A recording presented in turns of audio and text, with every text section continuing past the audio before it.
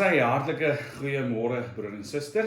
'n Klomp dinge het bietjie verander vandat ons mekaar laas gesien het. Ons het nou nie eers meer die luksheid van om ons aanbiddingsruimte te kan gebruik en ons klanksysteem en al sulke goeders nie. So dit is nou maar so bietjie anders en nog so bietjie meer uit ons comfort zone uit, maar ja, hier is ons en ons doen die ding. Ek hoop dat dit goed gaan met jou daar waar jy is en ek hoop dat jy vanoggend ook die Here se teenwoordigheid op 'n spesiale manier sal kan beleef. Kom ons word stil voor die Here.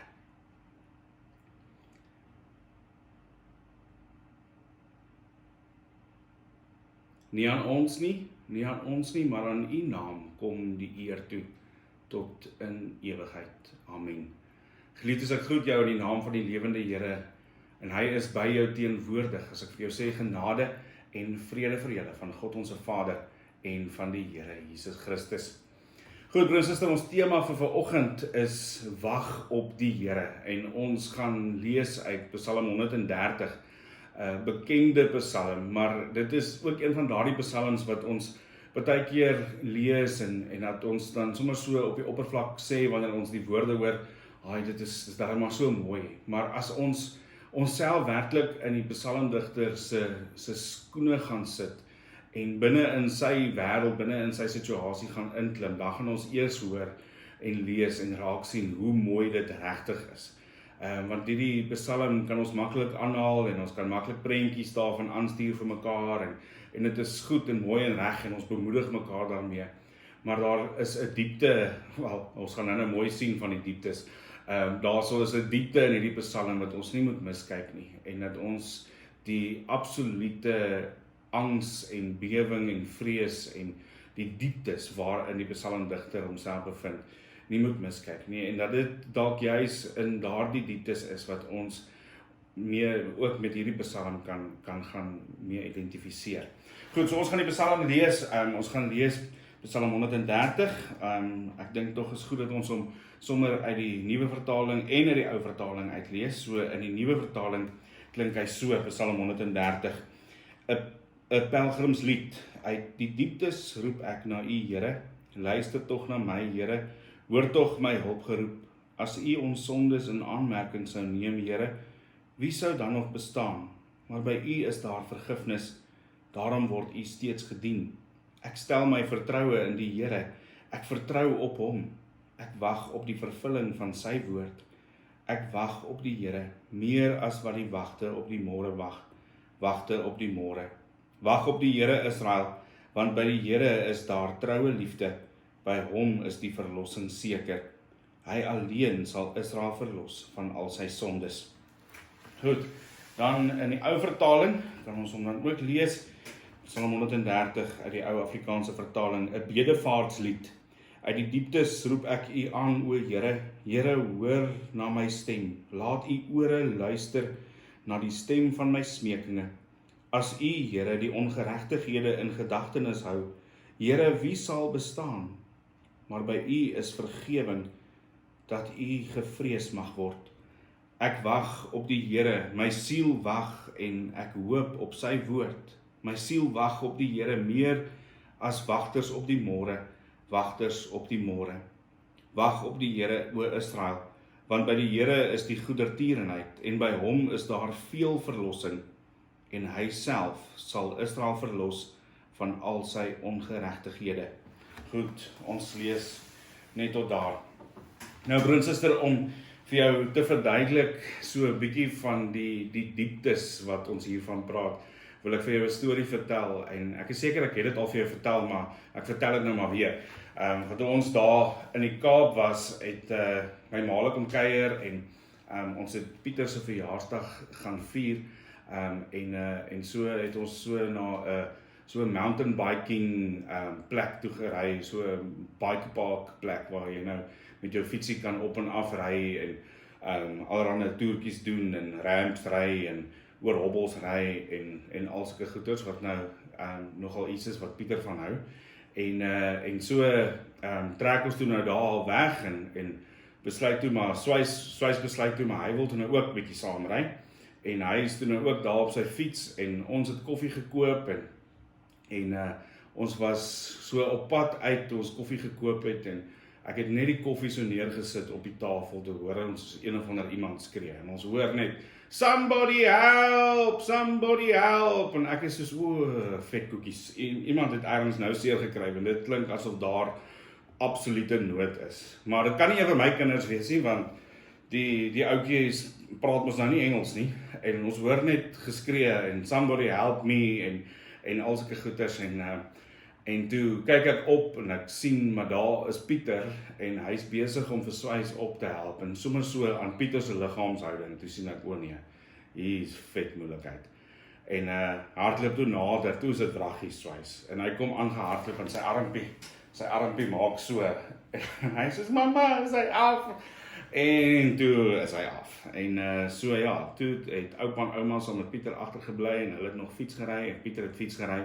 en ek en my vrou en Soos is hospitaal toe en operasie en toe het hy die gewriggie hier, of uit hom hier in die gewrig op 2 plekke sy hand van sy arm afverwyder ja, so, maar die rede hoekom ek vir jou die storie vertel is die absolute desperaatheid en as ek aan dink, dan wil ek sommer huil ek dink, aan die een kant is dit snaaks maar die absolute desperaatheid wat daar by hom was, dat hy uitgeroep het. En die rede hoekom hy in Engels uitgeroep het, en dit is nou eintlik die snaakse deel, is die feit dat hy het in daardie oomblik besluit, maar ons is hier in die Kaap, en hierso is wat inhoudbaar is als Engels, en hierso is die mense Engels, so hy het besluit in sy desperaatheid, dat as hy nou in Afrikaans uitroep, gaan niemand hom kom help nie. So hy het geweet, hierso is Engelse mense, hy roep in Engels uit, en hy roep om hulp, maar die desperaatheid waarmee hy daar op daardie oomblik geroep het. En wat gebeur het, is hy het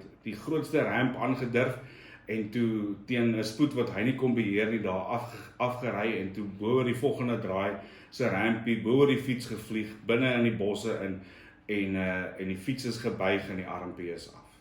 Maar iets van daardie absolute desperaatheid moet ons raak hoor hier by die psalmdigter. As hy praat van uit die dieptes, en net in daardie 3 woorde, in Hebreëus is dit net 1 woord, uit die dieptes roep ek na U, Here.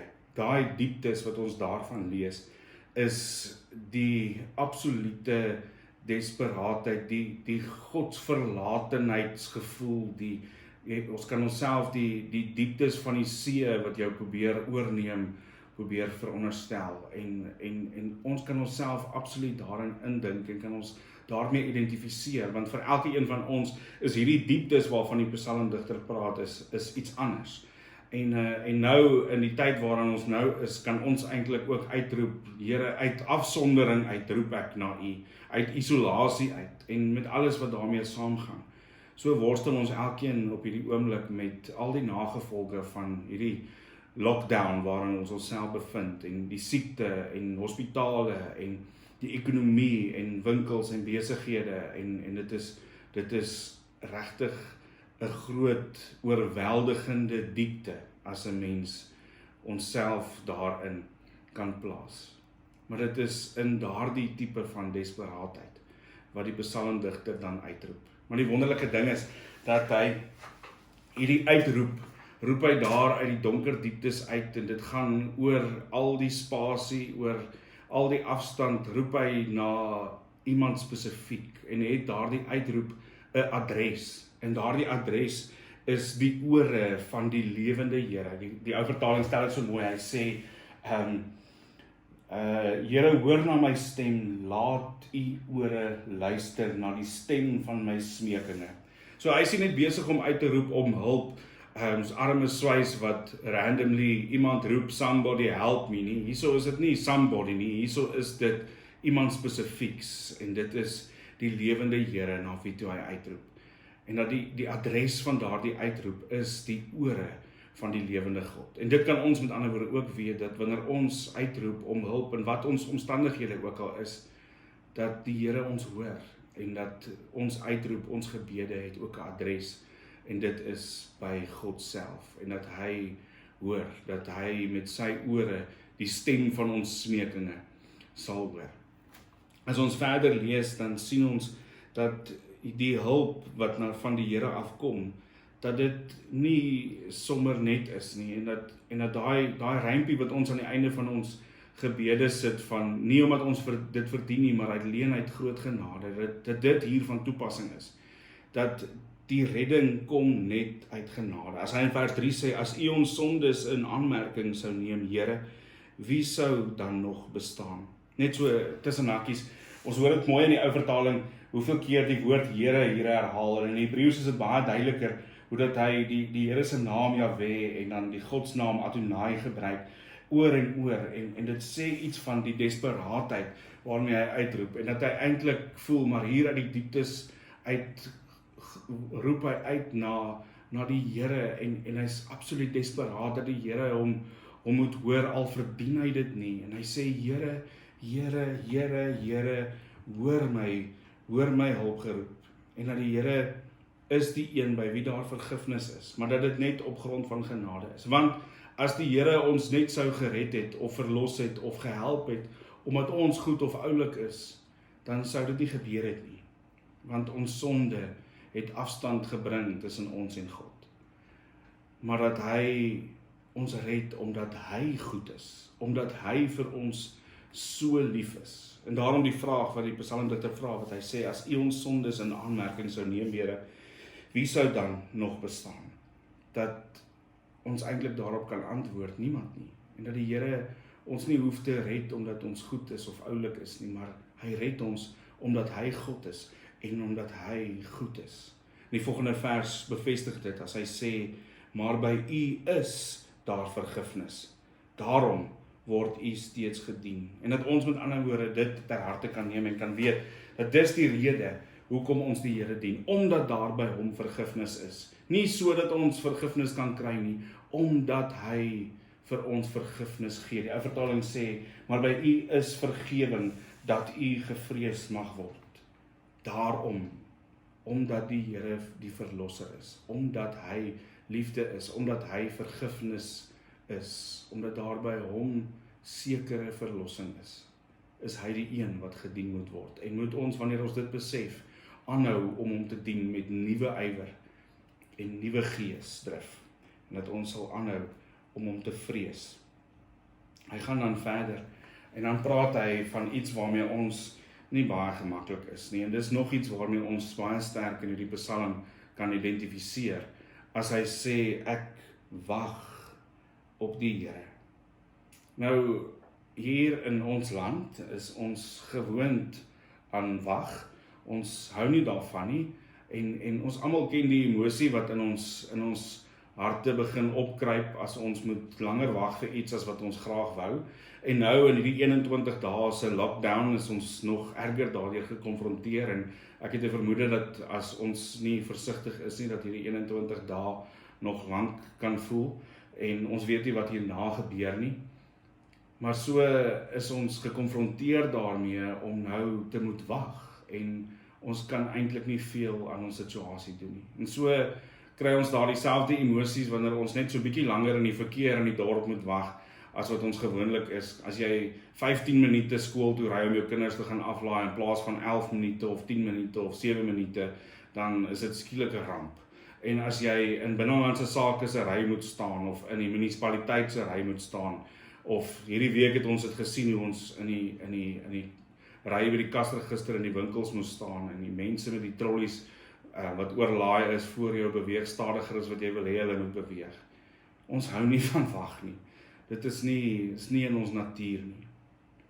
Maar net soos wat die psalmdigter se uitroep een is met 'n adres, het ons wag ook 'n adres en 'n rede waarom dit moontlik is om te wag. Want hy wag nie vir beter dae nie. Hy sit nie en tik sy vingertjies en kyk op sy horlosie nie. Hy wag op die Here. En omdat die Here seker is, omdat die Here groot is, omdat die Here se liefde en trou vas staan, is hierdie wag nie 'n onsekere wag nie. Dit is 'n sekere hoop waarmee hy wag. En dan gebruik hy 'n baie intense beeld as hy die woorde sê hier in vers 6. Hy sê ek wag op die Here meer as wat die wagte op die môre wagte op die môre. En net daar, in die herhaling daarvan, sien ons weer iets van die intensiteit daarvan. Maar die beeld wat hy gebruik is van wagte wat by die wagpos op die wagtoring sit en wag, en hulle het die nagskof gehad en moes fyn kyk en oral kyk en luister vir enige bedreigings wat die stad mag bedreig, en hulle wag vir die son om op te kom, want dan as die son opkom, is hulle deel van is hulle skof is dan verby, en as dit sonder insident is, en hulle kan weer gaan rus, en iemand anders kan die dagskof kom oorneem, dan kan hulle weer rus vind. En dit is iets van daardie spanning, iets van daardie emosie wat ons hier beleef. En dan sê hy dat hy wag op die Here. Hoekom? Want by die Here is daar troue liefde, en by hom is die verlossing seker. Hierdie versie in die ou vertaling is my so mooi. Hy sê, wag op die Here, o Israel, want by die Here is die goedertierenheid, en by hom is daar veel verlossing. Dit is vir my so mooi, en dit is dit wat maak dat ons kan wag. Dit is dit wat maak dat ons kan vertrou, dat ons kan hoop, want by die Here is daar troue liefde. Die Hebreëse woord is gesed. Ons ken die woord al uit vorige psalmsgesprekke wat ons gehad het. Die loving kindness van die Here, wat nooit ophou nie. Die troue liefde. Hy is en bly getrou. En by hom is die verlossing seker. En hierdie woordjie verlossing gaan nie net oor die verlossing van sonde nie. Dit gaan oor die verlossing van 'n fisiese bedreiging, van 'n fisiese gevaar, 'n fisiese nood en van sonde. Dit is 'n algehele verlossing. En hy sê by hom is die verlossing seker. En dit is so mooi die ou vertaling wat sê en hy self sal Israel verlos. Ons het eergister Vrydag in ons Bybelstudie het ons gelees van Psalm 46 en dat ons gehoor het dat ons maar kan bedaar, want die Here sê bedaar en erken dat ek God is.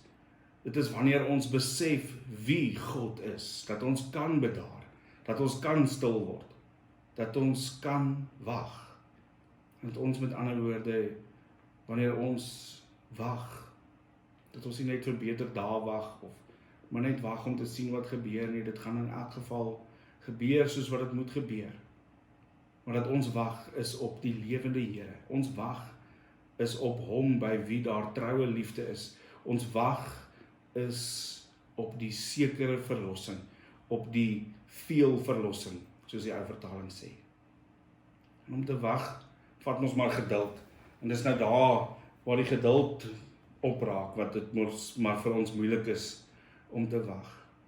Maar wanneer ons geduld min word, dan help dit om te onthou van die Here se geduld met ons. En in lydenstyd kan ons tog nie anders nie as om te onthou dat die Here lankmoedig is en vol liefde is, en dat dit vir ons so 'n bietjie perspektief gee op ons eie ongeduld, gee vir ons perspektief op ons eie gewag en ons eie tik op die oorlosie, ons eie soeke na 'n oplossing. Wanneer ons lees van die Here se geduld ook met ons, met die mens, met my, met jou. As ons lees in Jesaja hoofstuk 53, jy kan saam met my lees, ons lees die eerste 7 verse daar. Hierdie gee vir ons 'n bietjie perspektief op ons eie geduld, as ons onthou hoe die Here se geduld met ons lyk. Wie sal ons glo as ons hiervan vertel? Wie sal die mag van die Here hierin kan raak sien? Die dienaar was soos 'n loot wat voor die Here uitsprei, soos 'n plant wat wortels skiet in droë grond. Hy het nie skoonheid of pragt gehad dat ons na hom sou kyk nie, nie die voorkoms dat ons van hom sou hou nie. Hy was verag en deur die mense verstoot, 'n man van lyding wat pyn geken het, iemand vir wie die mense die gesig wegdraai. Hy was verag en ons het hom nie gereken nie. Tog het hy ons lyding op hom geneem, ons siektes het hy gedra, maar ons het hom beskou as een wat gestraf word, wat deur God geslaan en gepynig word. Oor ons oortredings is hy deurboor, oor ons sondes is hy verbrysel. Die straf wat vir ons vrede moes bring was op hom. Deur sy wonde het daar vir ons genesing gekom. Ons het almal gedwaal soos skape, ons het elkeen sy eie pad geloop, maar die Here het ons almal se sonde op hom laat afkom. En dan vers 7 sê, hy is mishandel, maar hy het geduldig gebly. Hy het nie gekla nie, soos 'n lam wat na die slegplek toe gelei word, en soos 'n skaap wat stil is as hy geskeer word, het hy nie gekla nie. Broer en suster, mag ons onthou dat die Here by ons is. Mag ons onthou dat daar by hom troue liefde en veel verlossing is. Dat daar by hom is daar vergewing. En dat ons daarom op die Here sal wag en weet dat hy het ons. Hy het ons in sy hand. En dat ons maar net op hom kan vertrou. En dat wanneer ons geduld opraak, ons maar net weer kan onthou hoe geduldig, hoe lankmoedig, hoe barmhartig die Here is. Dat hy bereid was om hierdie verlossing waarvan Psalm 130 praat, 'n werklikheid te maak. Deurdat hy vir ons aan die kruis gesterf het en geduldig gelei het, die straf wat ons moes gekry het, sodat hy vir ons kan gee wat ons nie verdien nie, die lewe. Mag jy in hierdie tyd die Here se rustigheid, se vrede, se teenwoordigheid, se troue liefde, se veel verlossing tasbaar beleef, waar jy ook al is. En mag jy op hom wag. Kom ons bid saam. Vader, wat 'n voorreg om u kind te mag wees. Wat 'n voorreg, Here, om u te mag ken, te kan weet, Here, dat u die lewende Here is.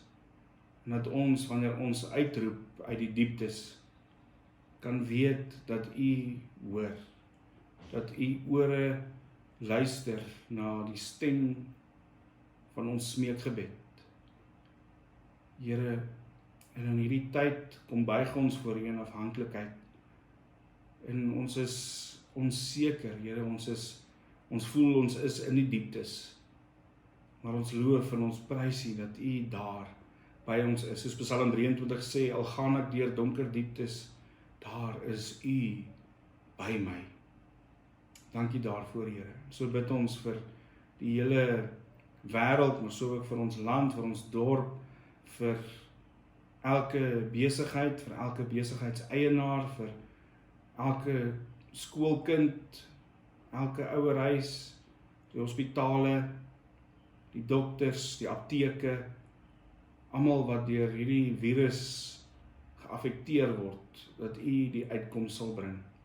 Ons bid vir ons gesinne ook in hierdie 21 dae, Here, dat ons ook geduld sal hê met mekaar wanneer die mure begin kleiner word, dat ons u liefde ook sal beleef in ons geduld met mekaar, dat u vir ons die vrede sal gee wat alle verstand te bowe gaan, dat u by ons teenwoordig sal wees, en Here, dat u 'n wonderwerk sal doen, en hierdie hele virus sal omdraai, wat dit ook al mag veroorsaak, watter planne mense ook al het om daaruit wins te maak, of hulle self daardeur te bevoordeel, wat daar ook al in die wêreld aan die gang is, Here, dat u sal kom wys onomwonde wie die een is wat regeer.